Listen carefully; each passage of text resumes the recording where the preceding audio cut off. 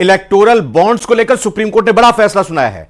Supreme court ने चुनावी bond को अवैध करार देते हुए नए बॉन्ड की खरीद पर रोक लगा दी है। कोर्ट ने कहा कि इलेक्टोरल बॉन्ड सूचना के अधिकार का उल्लंघन है। वोटर को पार्टियों की फंडिंग के बारे में जानने का हक है। कोर्ट ने आदेश दिए हैं कि बॉन्ड खरीदने वालों की लिस्ट सार्वजनिक की जाए। सुप्रीम कोर्ट ने कहा है कि नागरिकों को यह जानने का अधिकार है कि सरकार के पास पैसा कहां से आता है और कहां जाता है। कोर्ट ने माना कि गुमनाम चुनावी बॉन्ड सूचना के अधिकार और अनुच्छेद 19(1)(a) का उल्लंघन है। चीफ जस्टिस ऑफ इंडिया ने फैसला सुनाते हुए कहा कि इलेक्टोरल बॉन्ड के अलावा भी काले धन को रोकने के दूसरे तरीके हैं। अदालत ने कहा कि इलेक्टोरल बॉन्ड की गोपनीयता जानने के अधिकार के खिलाफ है। राजनीतिक दलों की फंडिंग के बारे में जानकारी होने से लोगों को मताधिकार का इस्तेमाल करने में स्पष्टता मिलती है।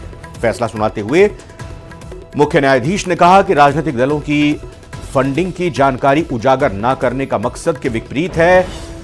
एसबीआई को 12 अप्रैल 2019 से लेकर अब तक की जानकारी सार्वजनिक करनी होगी। एसबीआई को यह जानकारी चुनाव आयोग को देनी होगी। ईसी इस जानकारी को साझा करेगा। एसबीआई को 3 हफ्ते के भीतर यह जानकारी देनी होगी।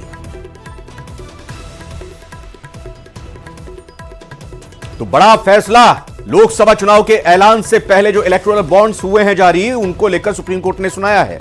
सुप्रीम कोर्ट ने चुनावी बॉन्ड को अवैध करार देते हुए नए बॉन्ड की खरीद पर रोक लगा दी और कोर्ट ने यह भी कहा है कि जो पुराने बॉन्ड खरीदे गए हैं, इलेक्टोरल बॉन्ड जो खरीदे गए हैं, वो सूचना के अधिकार का उल्लंघन इस तरीके से है क्योंकि उनकी जानकारी सार्वजनिक नहीं की गई, पब्लिक नहीं की गई। वोटर को पार्टियों की फंडिंग के बारे में जानने का हक है, यानी कि किस पार्टी को, किस राजनीतिक दलों को किसने फंडिंग की है, किसने इलेक्टोरल बॉन्ड खरीदे हैं, यह जानने का अधिकार, हक वोटर को है। और कोर्ट ने आदेश दिए कि बॉन्ड खरीदने वालों की लिस्ट सार्वजनिक की जाए। ये बॉन्ड बेचे गए थे एसबीआई की तरफ से।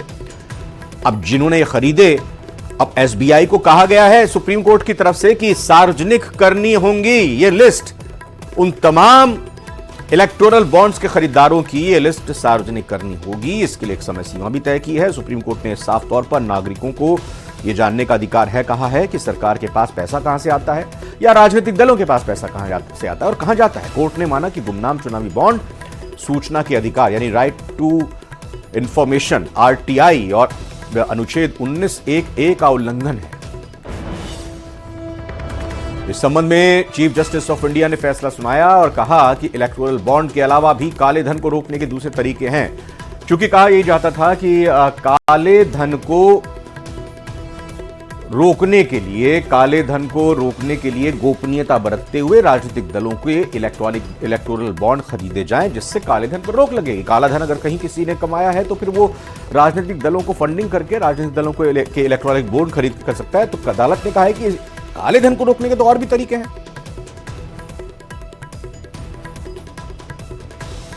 तरीके से ये स्कीम लाई गई थी, उसमें काफ़ी ब्लैक मनी को बढ़ावा दिया गया है।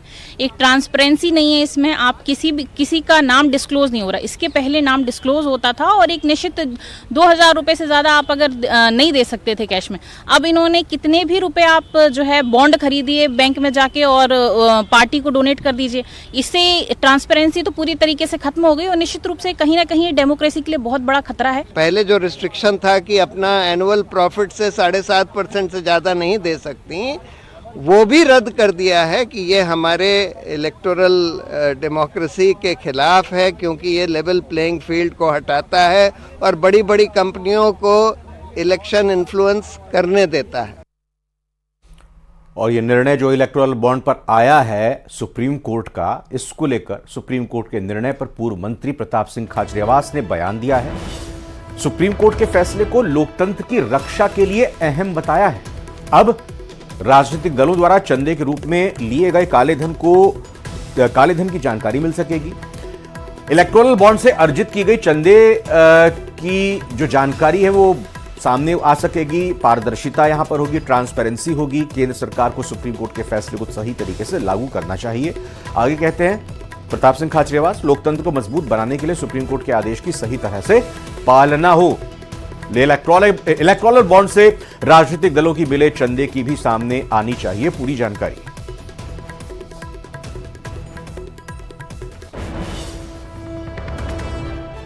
सुप्रीम कोर्ट ने असंवैधानिक करार दे दिया है। पहले से कांग्रेस पार्टी ये कहती रही कि जो चुनावी बॉन्ड है जिसमें जनता को कुछ पता नहीं चलता, ये एक बड़ा घोटाला है।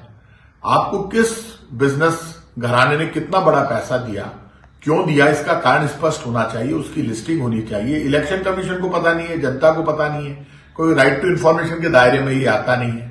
आखिर सुप्रीम कोर्ट ने आज बहुत बड़ा न्याय किया है देश की जनता के साथ कि कम से कम जो आरटीआई के दायरे में आ गया, इलेक्शन कमीशन के दायरे में आ गया, ऐसे वक्त में इस फैसले ने साबित कर दिया कि बीजेपी को जवाब देना पड़ेगा कि यदि बड़े बड़े काम हुए हैं और उन बड़े बिजनेस टाइकून्स ने इनको पैसा दिया है तो निश्चित रूप से इसमें इनका स्वार्थ नजर आता है। यदि ये फैसला जो सुप्रीम कोर्ट का आया, यदि इसको ईमानदारी से लागू करना तो केंद्र सरकार का काम है, लागू होता है तो बैक की पूरी हिस्ट्री आ जाएगी, सच्चाई सामने आ जाएगी। कांग्रेस पार्टी लगातार कहती रही, आज तक किसी ने चुनावी बॉन्ड जारी नहीं किए। ये सीधे सीधे काले धन को सफेद करने का मामला है और ये एक बड़ा घोटाला साबित हुआ है। रुक करते हैं कुछ और खबरों का। जयपुर में छात्रों के साथ सूर्य नमस्कार करने के बाद प्रदेश के शिक्षा मंत्री मदन दिलावर ने न्यूज 18 से खास बातचीत की, जिसमें उन्होंने सूर्य नमस्कार का विरोध कर रहे लोगों पर बड़ा